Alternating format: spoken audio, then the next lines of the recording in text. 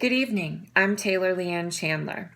In case you've lived under a rock, you probably know me either as Michael Phelps' ex-girlfriend or as one of the highest rated guests on the Howard Stern show, the only one to get naked on his show since signing with America's Got Talent and his deal with NBC Universal, or from my book, The Making of Going for the Gold, or my Super Bowl anthology book, Super Bowl Surprise, or perhaps it's something of a little bit more of an adult nature, Going for the Gold, which was produced by Vivid, which is the sexual account of my relationship with Michael Phelps. Those are kind of the things that have brought me into the stratosphere of public debate. Prior to all that happening, I was an accomplished sign language interpreter, and I consulted in crisis management with many three-letter government agencies. Tonight, I want to talk about the fact that Michael is going to where I grew up and am from, Orlando, Florida. He will be competing at the YMCA Aquatic Center on International Drive this weekend in 4 events. It's been 12 years since he appeared there, and since then he's garnered 22 Olympic medals.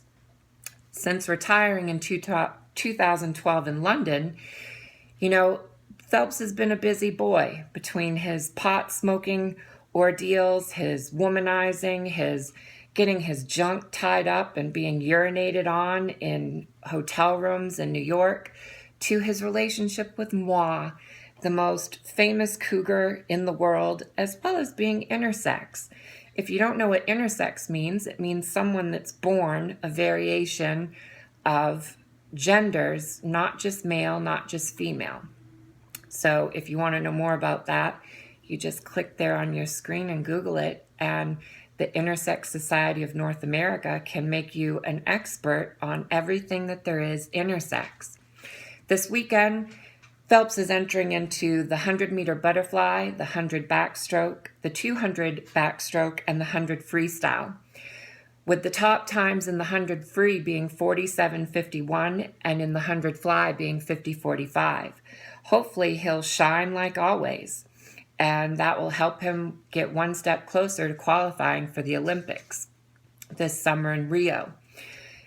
As for me, I'm currently living outside of DC, and things have been a roller coaster ride since my relationship with Michael Phelps, and people have speculated in a lot of different ways as to who they think I am and what they think my life is about, and yada, yada, yada. You can go the gambit. But I will say this. I did do a film, Going for the Gold, with Vivid.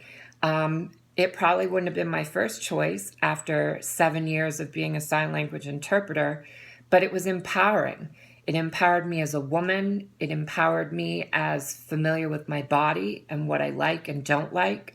It made me aware of a business and how it works. And regardless of what people might say about Stephen and Marcy Hirsch, when it comes to shooting a film, they treated me like royalty from start to finish. I had the best of the best, and the final product I'm proud of. At some point, maybe we'll be graced with the privilege of my second film, which is much more hardcore than the first one, but it is also a part of me. I'm a dichotomy in every stretch of the word. And, this is part of who I am.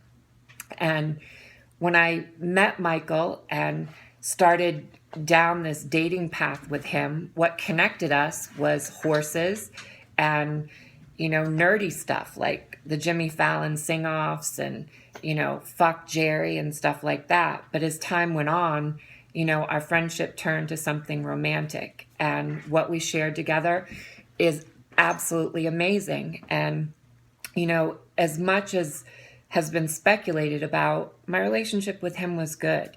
And even though I've said things in the media out of anger and hurt from, internet trolls and haters, none of that hate specifically has been directed at him because of something he's per se said. There was one time early last year where he posted something on the coattails of his sister Hillary, and I was quick to call Drew Johnson at Octagon and be like, we need to take this down or we're going to have a serious problem. People seem to think that they know everything that there is to know about my relationship with him, but I would dare to say that you haven't even touched the tip of the iceberg. Over the past few weeks, I've been doing revisions on my book, and I'm really excited that it's coming to fruition. I'm working with doctors to put in parts of the book that will make it a self-help book as well as telling my story, because I believe my story to be a cautionary tale. And I think that people can relate to my story, whether they've dealt with a gender challenge or if they've dealt with dating someone in the public eye, or they've dealt with depression or borderline personality disorder. You take your pick. So over the next few weeks, I would like to tackle some of these topics. And as we get closer to the completion of my book, I'm going to read some excerpts from it that I think that you will all find very interesting.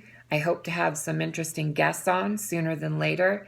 And I'm going to talk a lot about pop culture and what I think about things so that you get a better understanding of who I am beyond headlines and, stuff written about me in newspapers.